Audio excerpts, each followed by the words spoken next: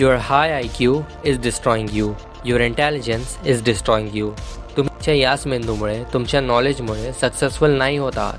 आणि फक्त तुम्हीच नाही, मी पण. कसं तर मी सांगतो.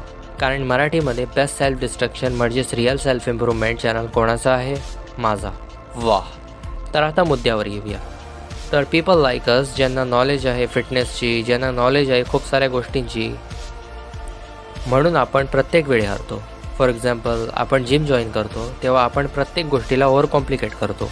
आपण आपले मॅक्रोज ट्रॅक करतो, कॅलरीज ट्रॅक करतो आणि या सगळ्यामध्ये आपण आपली मेंटल एनर्जी इतकी वेस्ट करतो की जो मेन पार्ट आहे म्हणजेच वर्कआउट अँड कन्सिस्टन्सी त्यावर फोकस नाही घालू शकत. पण जे मोस्ट जॅक्ड गाईज आहेत जिममध्ये ते माहिती आहे कोण असतील?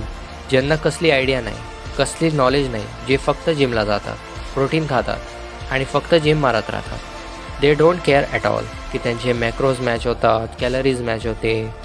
दे विल बी द जे सक्सेसफुल असतात लाईफमध्ये. हीच गोष्ट काही यूट्यूबमध्ये बघू शकता, सगळीकडे बघू शकता. तुम्हाला हे लक्षात घ्यायचं आहे की तुमचा IQ फक्त 25% मॅटर करतो तुमच्या सक्सेसमध्ये.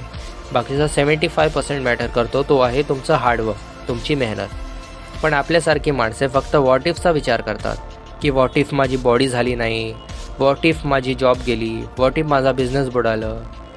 आणि असल्याच गोष्टी तुमचे एक्सक्युजेस बनत जातात आणि यावरूनच आपल्याला एक आजार होतो आणि ते म्हणजे analysis paralysis. And you know, मी पण आधी अशाच ॲनालिसिस पॅरालिसिसने जात होतो की व्हॉट इफ असं झालं तर, तसं झालं तर. आणि यामुळेच मी माझा 1.5 वर्ष फुकट घालवलेलं.